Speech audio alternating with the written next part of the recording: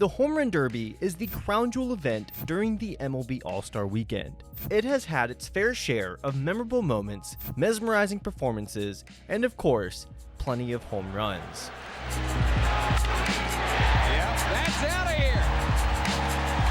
Homers for McGuire, the most impressive three. Make it four. Back. Gone. That one 476, Harold, and this one is way back. Gone again. It's crazy. Majestic drive to left center into the second deck. Oh, he hit everyone out. And Rutschman should have been hit right-handed the whole time. While the design of the competition has changed over its now 30-year history, actually, you can argue its existence is almost 100 years old.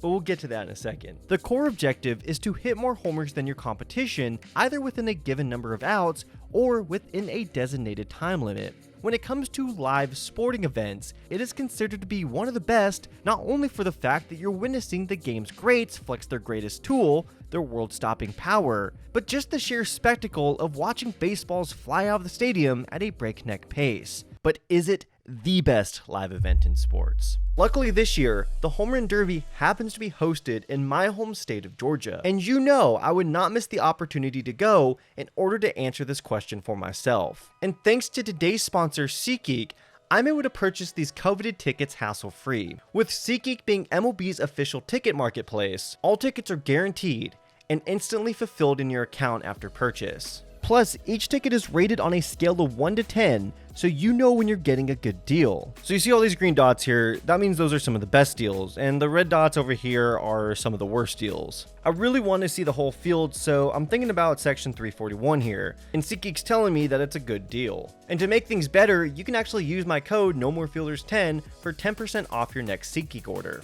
Or if you don't have SeatGeek, you can use the link in the description to download the app, and it will automatically add the code to your account.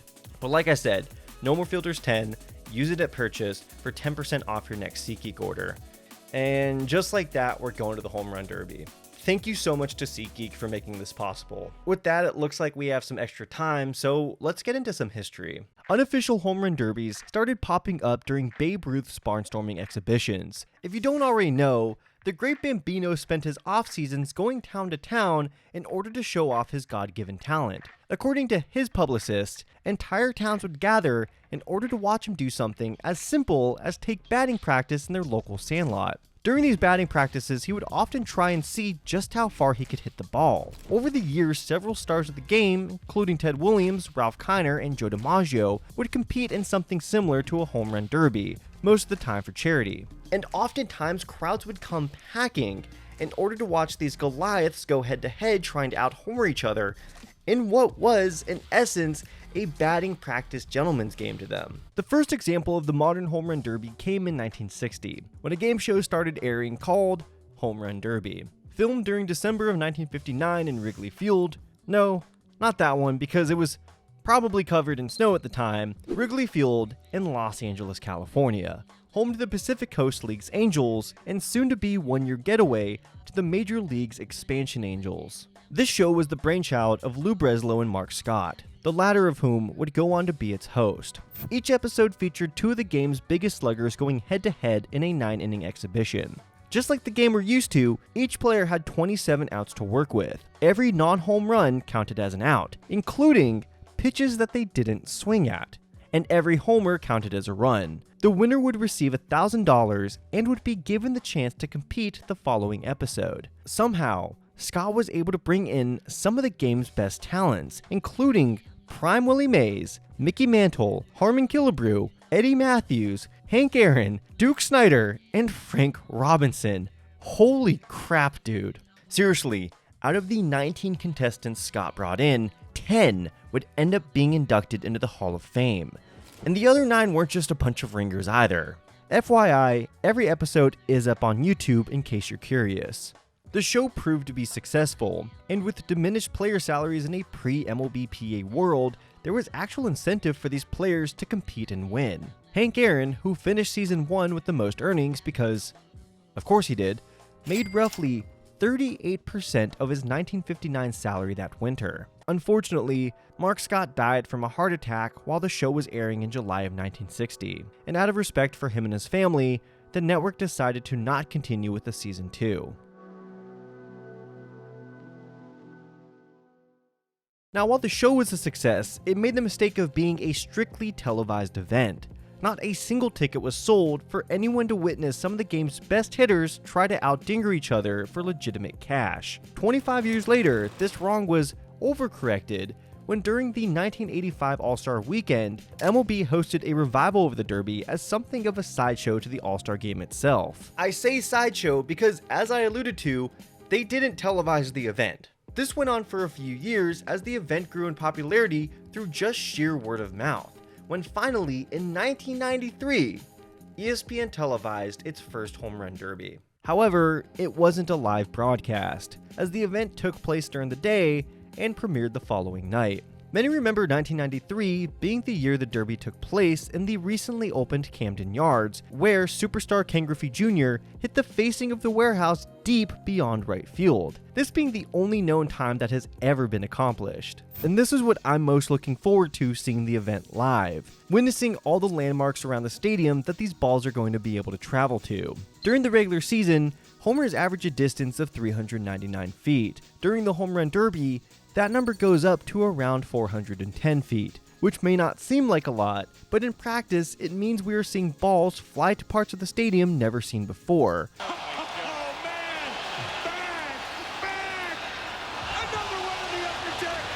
Whether it's Aaron Judge hitting the glass pane in Marlins Park during the 2017 Derby, or Shohei Ohtani scratching the mesosphere in 2021.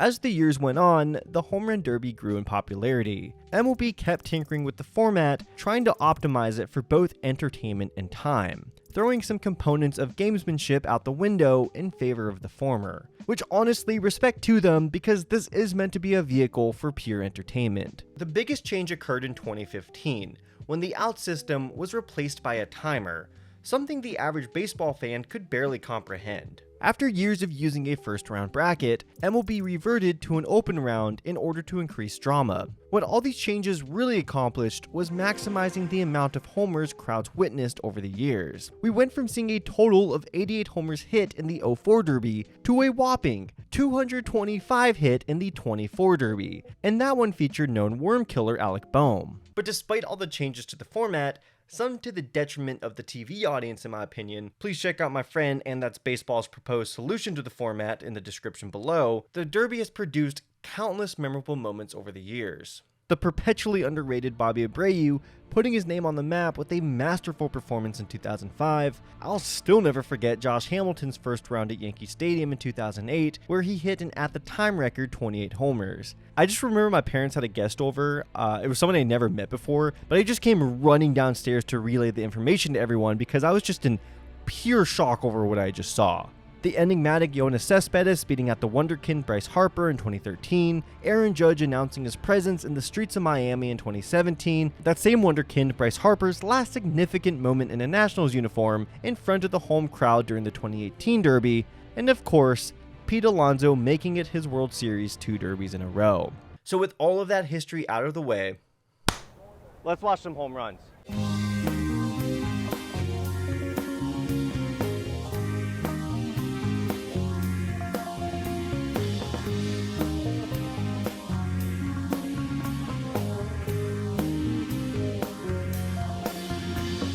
So for typical games, Truist Park normally opens the gates around 90 minutes before first pitch. But for the Home Run Derby, gates opened at 2 o'clock in the afternoon. Why? So you could see your favorite players do their stretches, of course. I mean, who doesn't want to see Joe Ryan and Brian Wu throwing the pigskin around in 99-degree heat? In all seriousness though, I am glad that they do this, mostly for the out-of-town fans who can explore the stadium before it gets too crowded. Unfortunately, the heat became unbearable after about 7 minutes, so me and my friend Zach took refuge under a concourse fan, and I decided to give him some hard-hitting questions in order to pass the time. Say we're doing our own home run derby. We're playing at like a Pony League stadium. Center field's going out to 320 feet. Got 300 to left and right field. How many homers do you think you're hitting? 18 minimum. Which player do you think gives the best high fives on either All-Star team? Jazz. It's got to be Jazz. Out of any player on the All-Star team this year, who do you think will have the most problematic post-playing career? I think Alex Bregman is going to have a really interesting storyline after his career about betting. I think he toes the line, and I think he's going to push it a little bit too far. I think he's going to be banned for life after his career. We made our way back to our seats where I played a game of Find the A-Rod, but he's not allowed in Atlanta for some reason, so he wasn't there. Our friend Connor, who the streets refer to as the Diamond on YouTube, joined us, and what better way to watch a derby than to do a derby draft? So using a random number generator to determine the order, I got the first pick. And I swear I didn't rig it, because with my first pick, I chose James Wood, and with my second pick, I chose noted motorcycle enthusiast O'Neil Cruz. With my first pick, I'm going to go Matt Olson, hometown. I feel like I have to go with the big dumper. Cal Raleigh is my pick. You know, I was about to say James Wood, so let's go Byron Buxton. Let's just keep it fully Georgia for this. I'm going to go with who I think is going to be the biggest dark horse in this event. I'm going Junior Caminero. I couldn't come up with a great idea for the winner because we don't celebrate success in this household, but the loser would have to say something nice about their least favorite team. While we were waiting, I was notified that Truist Park was selling the Bless Your Heart dog during All-Star Weekend. This was a corn dog covered in Fruity Pebble and hot Cheeto dust. Because I am a disgusting cannibalistic pig, I knew I had to try this bad boy out for your entertainment. So please, if you haven't already, give this video a like because these medical bills aren't going to pay for themselves. The crowd tried to stop me from finding this monstrosity, but in a stroke of luck that I can only describe as divine, I came across the vendor selling it on the way back to my seat.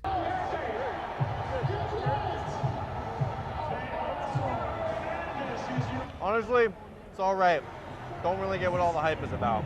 The clock struck 8, but because these events run on punk time, that meant we were just starting the introductions. The event this year was hosted by Pat McAfee, and maybe I'm just too woke, but I actually don't know a ton about him, except for the fact that he's friends with that conspiracy theorist who sometimes plays quarterback for the New York Jets. I know some people had a problem with him hosting, but honestly, I kinda loved it. I believe the Home Run Derby should lean more into the theatrics. It should resemble something like the WWE, and a guy like Not the Project Pat is the perfect man for the job in my opinion. Also want to take a moment to shout out the crew hands who made all of this possible. I used to work as a crew hand myself, and I can't begin to describe how agonizingly difficult their jobs are, especially under these conditions. So huge shout out to them. Our hometown guy, Matt Olson, was introduced last, and I got absolute chills when he was given a standing ovation. I know I've had my problems with Braves fans in the past, but there is no denying that we show up for our guys even when our team is entering the depths of hell. The first hitter up was my guy, James Wood, and we knew we were in for something special when his second homer went 486 feet. Now I know a lot of y'all are going to flame me for not sitting in the outfield, but one, it's a dog-eat-dog world out there. I don't know if any of y'all remember that shitty Seth Rogen movie from 2013, This Is the End, where he and his Hollywood buddies cleverly disguise flexing on his underlings by making an apocalypse movie. But imagine the first scene of that film, but instead of trying to escape death, you're just trying to catch a home run ball. Also, side note, f*** Seth Rogen. I hate that guy. He sucks. We got a perfect sightline of balls crash landing on the chop house. If we're sitting in left field, we're just not getting a good view of those homers that you know I'm going to bring up later. Now, what I was most curious about was the difference between watching the event in person and watching it on live TV. Would I personally miss all the interviews ESPN does during the event? No. It is such a needless distraction from the action happening on the field that they only do because they can and not because they should. I also appreciated how players get a say in what music plays during their round. As a baseball fan who occasionally listens to music from time to time, there were a few instances where a homer perfectly aligned with a chord resolution or a transition that had me absolutely bugging out. You just don't get that mix on the TV broadcast. There was one moment where Brent Rooker started going off while Jimi Hendrix was playing, and it kicked ass. Watching the event live gave me the choice to intake homers the way that I wanted to. My strategy was to commit to one homer at a time, even if it meant potentially missing the next swing. In my mind, homers are poetry in 3 acts. You have the swing, the arc, and the landing spot. Missing out on even one of those is robbing yourself of a complete experience. I will make a stand here and say, after watching the event live, they need to change the timer system because most people's heads were on a swivel, and I missed some pretty good swings myself. After watching the highlights, it pains me to see that ESPN still doesn't know how to televise the event. But I didn't have to complain about their awful camera angle or listen to a bunch of dinosaurs fail to be Chris Berman because I was actually there enjoying the beautiful Georgia sunset while Oneil Cruz hit the piss out of baseballs. Now during the event, I kept my eye on 3 fixtures, the Hank Aaron Terrace in left, Chattahoochee Falls in center, and the Chop House in right. These are 3 landmarks that rarely see any action during the regular season, but I knew would get peppered during the Derby. And boy oh boy, I wasn't disappointed. Junior Caminero, who had the most electric first round, paid tribute to Hank Aaron by hitting the ball to his terrace what felt like 755 times. I didn't capture footage of Cruz's homer over the right field stands, but believe me when I say the entire crowd gasped as soon as he made contact. Not even I thought it was humanly possible to hit a ball over the right field stands. Seriously, there was a split second where I thought it went into the Omni Hotel's pool deck. StatCast said it went 513 feet, but in my heart, it was somewhere between 500 and 5,000. All right, Zach, your guy Byron Buxton's coming up. Do you have any words of wisdom for him? Yeah, hit the ball hard and far, and then you'll win. That's pretty much all you have to do. Byron Buxton put on a good show for his hometown, but I was not happy with my boy James Wood getting punished for hitting absolute sunshots. I guess nobody told Jazz Chisholm that it was the home run derby and not the foul pop-up derby because he put in an absolutely miserable performance. I didn't think it was possible to get booed at one of these, but I guess you see something new at the ballpark every day. However, my boy Zach did have some thoughts. All right, Jazz just got booed, but I want to make something clear. In 1992, Cal Ripken Jr., 4 home runs. Gary Sheffield, 4 home runs. Larry Walker, 4 home runs. Okay? Barry Bonds, 2 home runs. Mike Piazza, 0 home runs. Jazz had 4. One of them almost went over the Chop House. That's my guy. Correction, he had 3. He had 3 home runs. The 4th one didn't count because he thought he had 4 outs for some reason. It counts. It counts. I watched the ball go out. It counts. Cal Raleigh was a beast just like everyone expected. I think this was a lot of casual fans' first proper introduction to BD, and what an entrance he made, man. That was awesome. Got absolute chills when Matt Olson stepped up to the plate. It had an instant October atmosphere, and as a Braves fan that has had to watch the 2025 team, I was completely invigorated by it. There really is something unifying about the hometown guy competing in this event. And even though it resulted in a first round elimination, the best moment of the night for me personally was when he went on a roll to at least make it close at the end. After the first round, Connor led with 38 with 2 horses going for him in the second round with me right on his tail. This unfortunately left Zach in the shallow end. I would have loved to see Matt Olson bring the championship home and the $1 million for himself. But we're just going to have Byron Buxton do it instead, you know? I'm most nervous about your pick, Oneil Cruz. Of him, like nervous about him winning, right? Yeah. Yeah. That's goddamn right. Yeah. I think it might be Oneil Cruz, but I've got the jersey for that today, so you know what? I'm gonna take that pick too. Yeah. So here first, folks. I picked an absolute dog to win tonight. Oneil Cruz. I have him going all the way. I have him hitting 50 bombs in the second round. Is it possible? Probably not. But I think he's going to do it. They also did the high school home run derby during the break, which was a nice touch. Damn, bro. This guy should be doing it instead of Jazz. At some point, I did ask myself, especially with the rule changes, is this too much of a good thing? And I have to answer with a resounding no. A perfectly barreled pitch, even one in batting practice, is the greatest sight and sound in sports. It will never get old. Seeing balls fly off the Chop House will never get old. Seeing Braves mascot Blooper dressed up as I can only assume Stone Cold Stephen Austin almost getting smacked in Chattahoochee Falls will never get old. After the second round, the Diamond had the lead with both his guys going into the finals, so he won the Derby draft and it wasn't particularly close. Justice for Brent Rooker. But we did re-roll for our final prediction. All right, quickly, Zach, who do you have winning the final round? It's going to be Caramonero. Who do you have winning the final round? Junior Caminero. I'm going to be contrarian. I'm going to say Big Dumper Baby. He is on fire right now. His ass on fire. He's going to hit the chop house another 28 times. Truist did a great job hyping up the final round, dimming the floodlights to build up the atmosphere just like they do when an opposing reliever gets brought in mid-inning. They also had some great edits for both players too. Huge shout out to the teams behind that. I was taking some notes. I will say the crowd didn't seem as into it as they should have been. Normally I would forgive them if this was a pre-timer derby, but it was only 10:30 p.m. This event was still on pace to be shorter than Return of the King. I will also mention that the final round isn't as exciting if the player who goes first ends up winning. Even though Cal was my guy, a part of me secretly wished that Caminero would eclipse his total because there's nothing better than a walk-off home run in the home run derby. They also started playing Bombs Over Baghdad during his round, which is a top 5 Outkast song in my opinion, so that shit had me hyped. As you all know, Caminero did not win, but what a derby. Okay, Zach, say something nice about the Red Sox.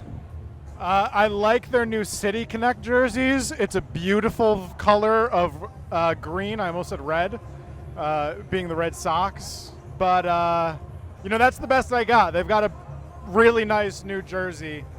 They're on a 10-game win streak, but it's fake. It's going to end very soon, and everything's going to be fine for the Yankees. But nice jerseys. So, is the Home Run Derby the best live event? Are you getting your money's worth if it comes to a stadium near you? For the money part, it is pretty expensive, but considering it's a once-in-a-lifetime type of event, I think it's worth it. Now, prices do shoot up if you decide to go into the home run apocalypse zone, so it is up to your own personal discretion if you think that alone is worth it. I would have felt cheated if I paid those prices and didn't catch a home run ball. Don't get me wrong, the view is still great, but in certain stadiums, you are getting blocked off from watching the ball fly over the opposite fence. Plus, you gotta be on your feet the entire time. To me, that's cool, but again, up to your own personal preference. As for if it's the best live viewing experience in sports, is it going to beat something like the World Series, World Cup, Super Bowl, or an NHL NBA final game? In totality, no.